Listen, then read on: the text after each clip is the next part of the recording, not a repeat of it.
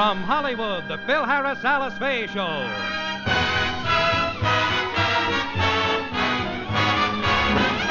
For your enjoyment, here is the Phil Harris Alice Faye Show, written by Ray Singer and Dick Chevrolet, with Elliot Lewis, Walter Tetley, Robert North, Janine Roos, Ann Whitfield, Walter Sharp in his music, yours truly, Bill Foreman, and starring Alice Faye and Phil Harris.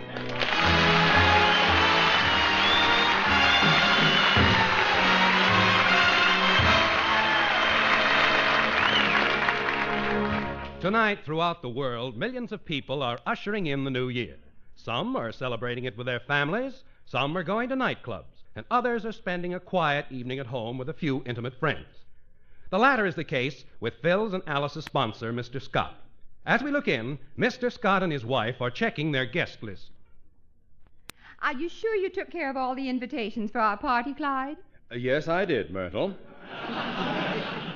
I mailed an invitation to the Bennetts, the Peppers, the New Roths, and the Ackmans. How about the invitation to Phil Harris? I dropped that down the sewer like we planned. Oh, you didn't really? No, I mailed him an invitation. I sent it to Phil Harris, 176 Spruce Street, Kansas City, Missouri. But Clyde, Phil Harris lives in Encino, California. Know what I'm doing every minute. Well, you shouldn't have done it. I'd like very much to have Mrs. Harris here. So would I. She's a lovely person. And Mr. Harris isn't such a bad sort. No, I guess he's all right if you can stomach that sort of thing. I really don't mind Harris so much, but I just can't stand that ghoul that's always with him. Ghoul? Oh, of course. Mr. Remley. Do me a favor, Mert. The next time we're having a party, don't put Harris's name on the guest list. Well, don't blame me. You're the one who mentioned the party to him, and I felt obligated to send an invitation. Oh, well, I'd better go up and put my tuxedo on. The guests will be arriving in an hour. But don't upset yourself about Mr. Harris. He won't get the invitation, so he won't be here. Let's have a drink to that.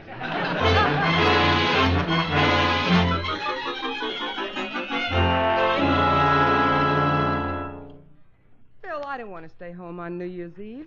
It's 7 o'clock already. Let's plan to go someplace. Now sit where you are. We're not leaving this house until we get an invitation to Mr. Scott's party. But, Phil, you've been expecting it all week. You've been sitting around in your tuxedo since Tuesday. Don't exaggerate. I only put it on when I got up this morning. What makes you so sure you're going to be invited? Oh, I saw Scotty the other day, and he told me about the party and practically invited me. What do you mean, practically invited you? Well, I happened to be in his office the other day, and I peeked over his shoulder and saw him making out his guest list. And I said, I don't see my name on there. And he said, it ain't because you're nearsighted. And I laughed, and he laughed, and, well, it's obvious. What's obvious? He didn't say I shouldn't come. Alice, I know he's inviting us. There must be an invitation in the mail. But it's Sunday. There's no delivery today. Well, then he'll send us a telegram. You've been calling Western Union all day, and there's no message for you. Well, he'll find some way to get in touch with us. Look out the window. Maybe he's sending up smoke signals. Well, if it isn't my favorite brother-in-law, Tallulah Fayhead. Stop kidding yourself, Philip. Mr. Scott is not going to invite you. He doesn't want you at his party. He doesn't want me? No. Are you kidding, Baxter? I make any party I go to. And if you don't believe me, ask any member of the Musicians Union. I'm known as the Pearl Mesta of Local 47. Poor Alice. She hasn't been invited any place since she married you. Now, what are you talking about? When Alice was a star in pictures, she was invited everywhere. She had a date with one of her leading men every night. Men like Thomas Meehan, Wallace Reed, and Lou Cody.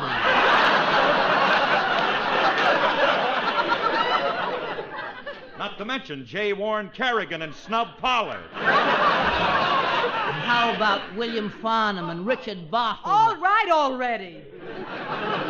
That was before my time. Look, Willie, Alice gets to go out plenty since she married me. Maybe we don't go out with the movie crowd, but we get a lot of invitations from my friends. Only last week we attended a formal 3-cushion billiard exhibition at the home of Side Pocket Sam. Side Pocket Sam? That's right. He's the Beverly Hills socialite and snooker expert. And a lovely party it was, wasn't it, Alicia? Oh, yes. Yes, especially the dinner. I asked the man at the head of the table to pass me the meatballs. What happened? He chalked up, broke them, and everybody got one except me. Alice, I'm sure that Mr. Scott would... Maybe that Scotty came over to invite us personally. I'll get it. Hiya, Scotty. We'll be glad to come to you. Oh, it's you, Remley.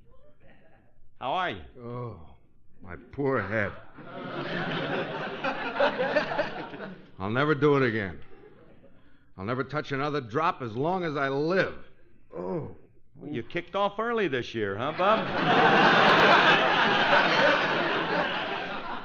You must feel terrible. No, I feel great. Then what are you doing? Practicing for tomorrow morning.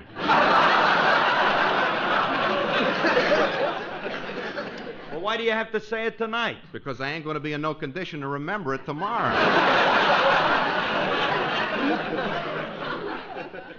Oh. What are you doing tonight, Frankie? That depends. What are you doing? I'm going to a party at Mr. Scott's house. That's good enough for me. Frankie, you haven't been invited. What's that got to do with it? I haven't been invited to some of the best parties I ever attended.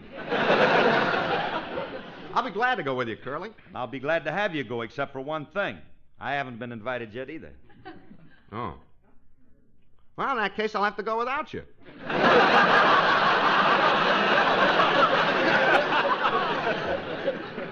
I'll call you tomorrow morning and let you know how it was. Hello, Frankie. Oh, hello, Alice. I hear you're going to Mr. Scott's party. No, I'm not. I haven't been invited. I know more people that haven't been invited to this party. Mr. Scott hasn't asked anybody. I wonder if he asked Mrs. Scott. I just can't understand why he didn't ask me. Frankie, after the way you behaved at Mr. Scott's last party, you will never be invited to his house again. Why? What did I do? When you were leaving, you grabbed Mrs. Scott, swept her into your arms, bent her over backwards, and kissed her on the lips. That was an accident. I thought she was the maid. Well, if we're going to Scott's, let's go, huh? We're not going. Phil, let's make a reservation someplace, huh? Okay. Where do you want to go, honey? How about Ciro's? That's where we spent our first New Year's Eve together. Do you remember? Yeah. Yeah, that was 10 years ago. Gee, it was romantic. The moon was bright. The band was playing softly. And you were singing our song, The Thing.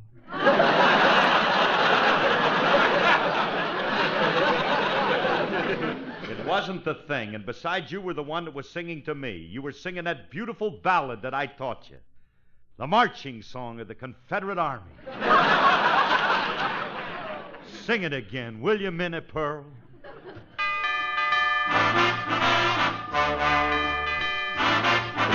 Ask me how do I feel, ask me now that we're cozy and clinging. Well, sir, all I can say is if I were a bell, I'd be ringing. From the moment we kissed tonight, that's the way I just got to behave. Boy, if I were a lamp, I'd light, or if I were a banner, I'd wave. Ask me how do I feel, little me with my quiet upbringing. Well, sir, all I can say is if I were a gate, I'd be swinging. And if I were a watch, I'd start popping my spring, boy. Or if I were a bell, I'd go ding dong, ding dong, ding. Ask us how do we feel from this chemistry lesson we're learning. Well, all right, boys, how do you feel? Well, dear, all we can say is if we were a bridge, we'd be burning. Oh, I knew my morale would crack. You gotta be careful. From the wonderful way that he looked. Boy, if I were a duck, I'd quack. Or if I were a goose, I'd be cooked.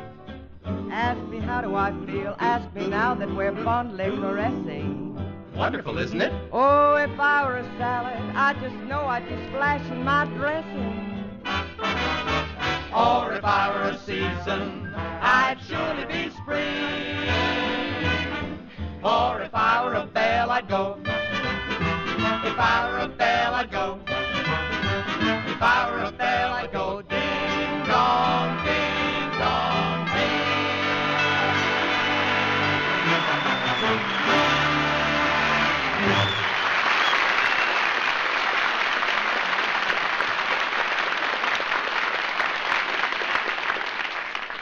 Ah, honey, that was beautiful. Brings back memories to me. To me, too. That was the night of the proposal. Yeah. I'll never forget the way your face lit up when I said yes. Look, honey, if we're going to Ciro's, you better go up and get ready. Okay, honey, I'll be right down. Hey, Curly, why spend a lot of money at Ciro's when we can go to a free party at Scott's house? Look, Remley, for the last time, I keep telling you, we didn't get an invitation. You give up too easy. Maybe the man's been trying to get you on the phone and can't. Why don't you call him? Yeah. Yeah.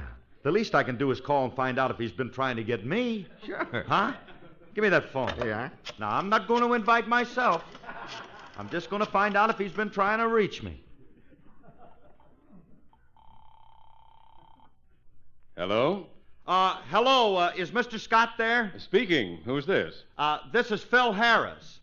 So, Sally, you have a long number.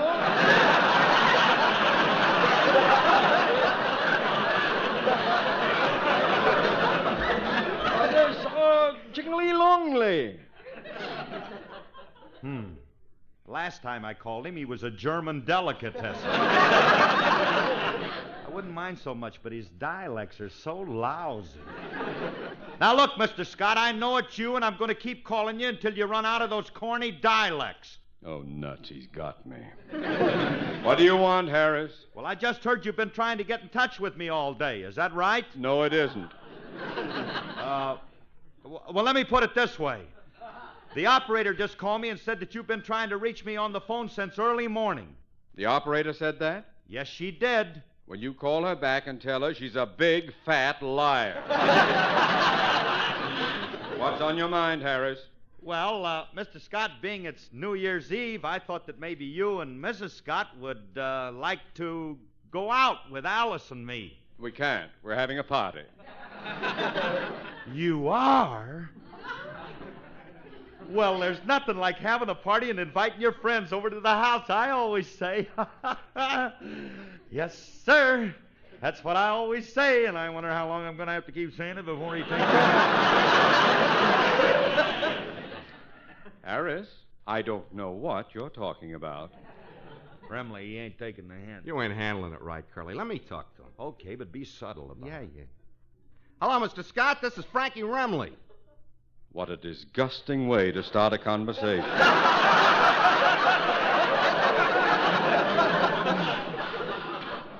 What do you want, bunghead? That's no way to talk to a man who's going to be a guest at your house tonight. Remley, listen to me and listen closely. I'm having a nice, quiet gathering for a few intimate friends. You are not included in my plans. I want no part of you. And if you dare come within 100 yards of my place, I'll cut you down with a high-powered elephant gun.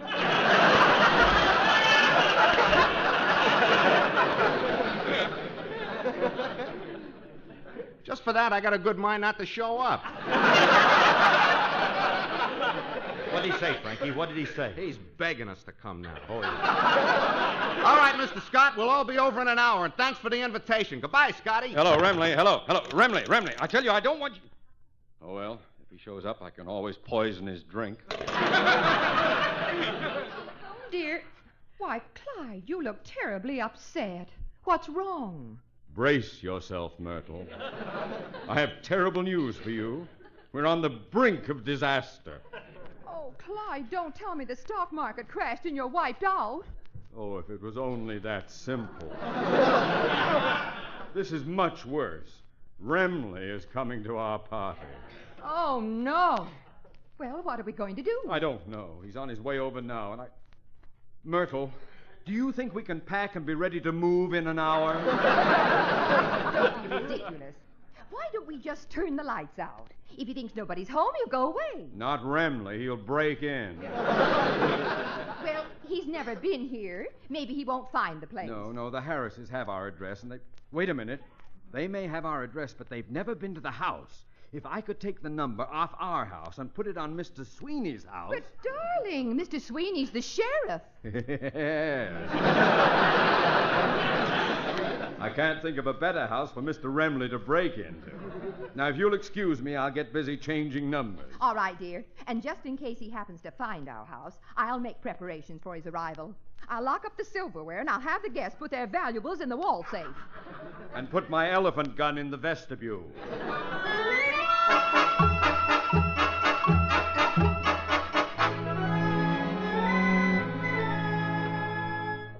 Hey, Alice, if you're all ready, we can start going over to the Scotts.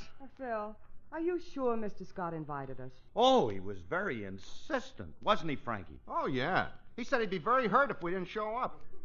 He threatened to shoot himself with an elephant gun.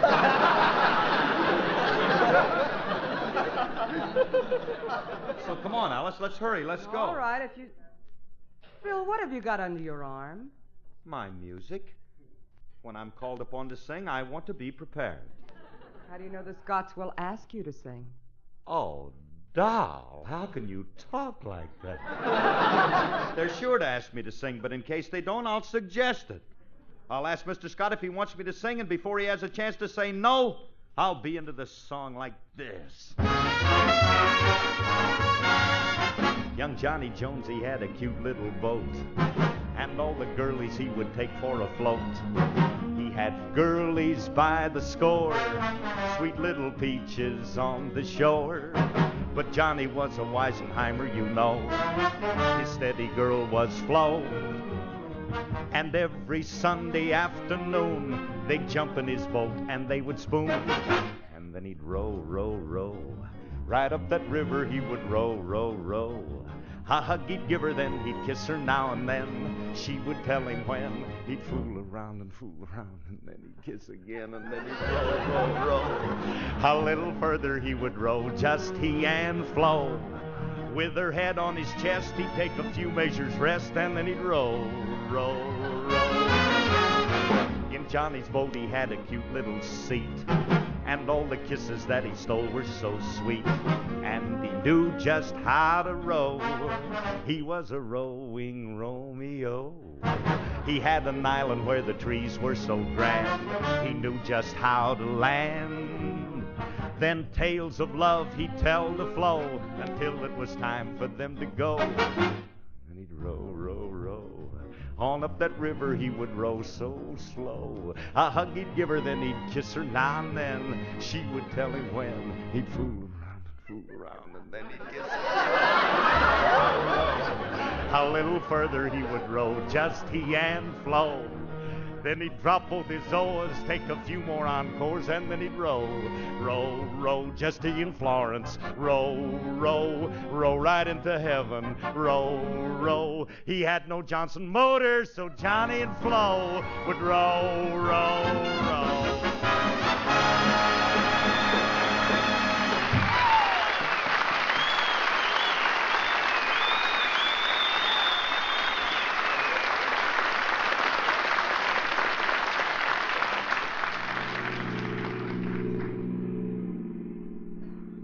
Hey, Alice, we ought to be pretty close to Scotty's house now.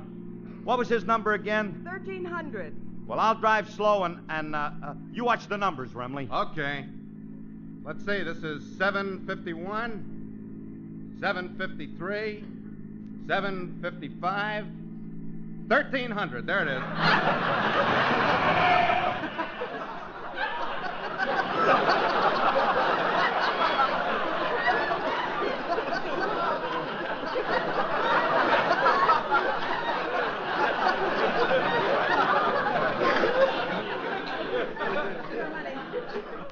Honey, I don't get this. There's something wrong. Well, what's wrong? I thought we did that very good. Well, the numbers jumped from 755 to 1300. And an even number on the odd side of the street. Well, you know Beverly Hills. They gotta be different. Come on, let's get out, huh? Hey, Bill, I don't see any lights in the house. If they're having a party, why are the lights out? Maybe they're necking. If they are, I get first crack at the maid. Wait a minute.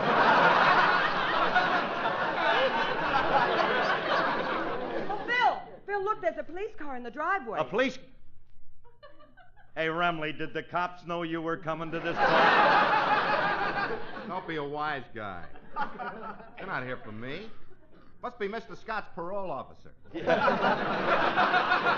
come on, let's hurry in, boy. I can't wait to get started in that Now, party. look, fellas, I want you to behave yourselves because... Pardon me, could you tell me where to find a Scott's house? I got some... Oh, hello, Mr. Harris. Hey, it's Julius. Hey, right in here, kid. Hey, old Jill, huh? Don't tell me you were invited to this party, too. Nah, I'm just making a delivery. I got 4 cases of drinks for the Scott's party. Hey, around. Hey, Lefty, did you hear that? 4 cases of this stuff. Yeah. 2 for each of us.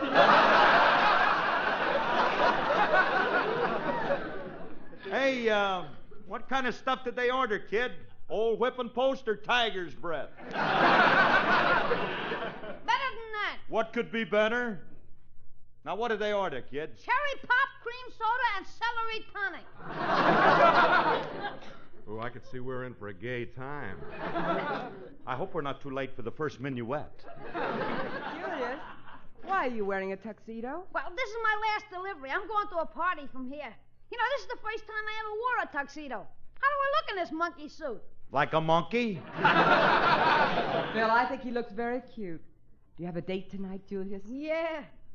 And guess who I got a date with? I don't know, but I'll bet she's the best-looking camel in Beverly Hills. She's not a camel. But you're close.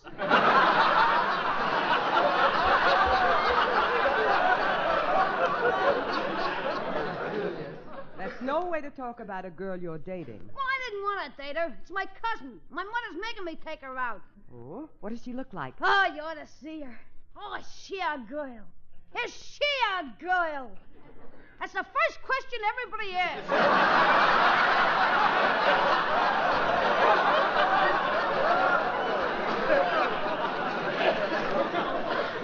Julius, if you don't like the dame, what are you taking her out for? She's got money. She's a debutante. Oh, a society girl. Is her name in Who's Who? No, but they got a picture in What's This? Well,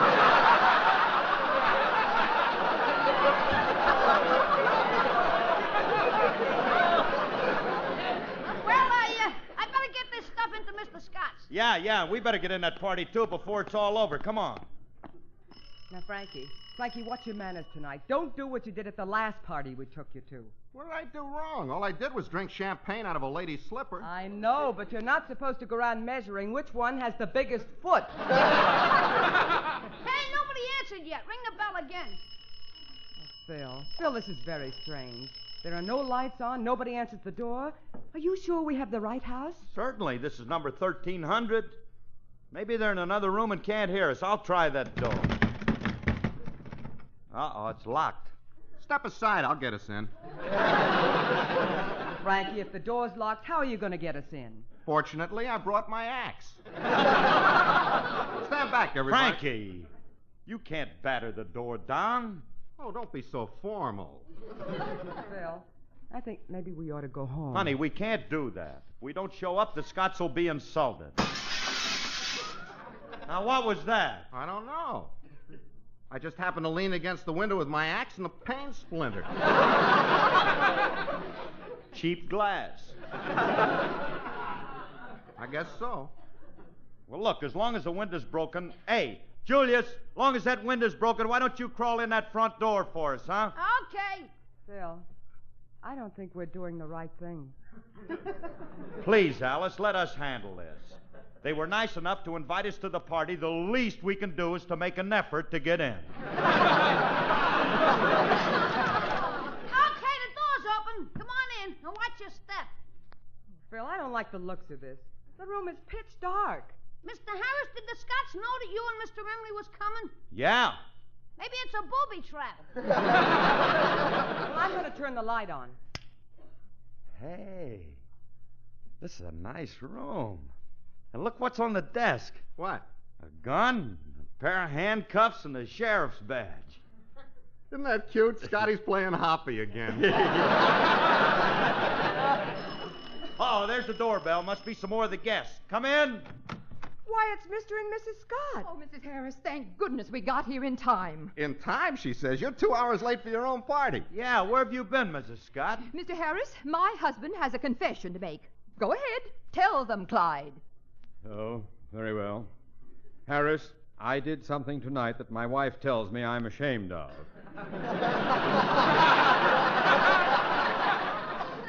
You see, this house we're in isn't All right, everybody, stay where you are and put your hands up. Mr. Sweeney!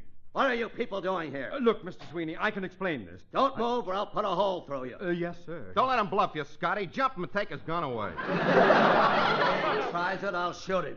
I'd like to see you. You can't talk that way to our boss. The boss, huh?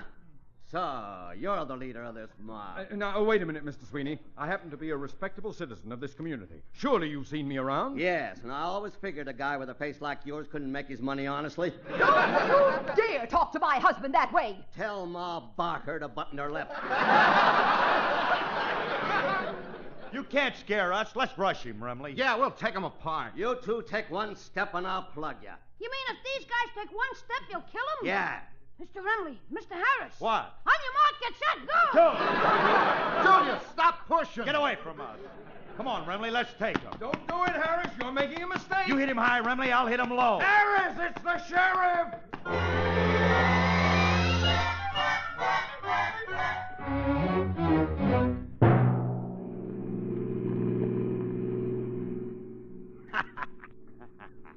That was quite a brawl. Certainly was. You two fellas are the Oh, worst. honey, now don't be a sorehead. It was all in fun. After all, it's New Year's Eve and you... Hey, it's 12 o'clock. It's the New Year. Happy New Year, everybody. Should old acquaintance be forgot and never... Hey, you! What? No singing in the patrol wagon. Oh, Sheriff, don't be a wet blanket. It's New Year's Eve, and it's a happy occasion, and everybody wants to sing. Alice, Frankie, Julius, and how about you, sir? Don't talk to me, Harris. A man of my importance in a patrol wagon. This is the first time a thing like this has ever happened to me. Oh, no, it isn't, Clyde. Don't you remember the time they raided that burlesque show and you were... Oh, button your lip now! Come on, everybody. Let's all be happy and sing.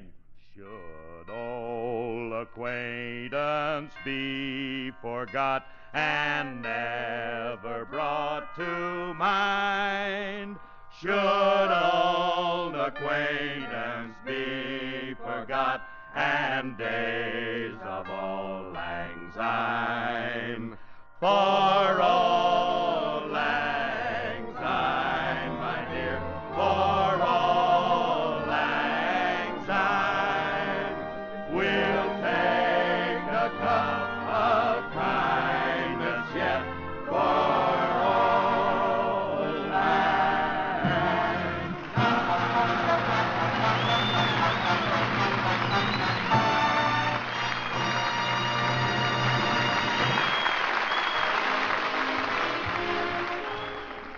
Well, tonight the old year goes out and the new one comes in. Let's all hold fate for this new year that the way for peace will be found. But if not found, let America be strong and not be found wanting.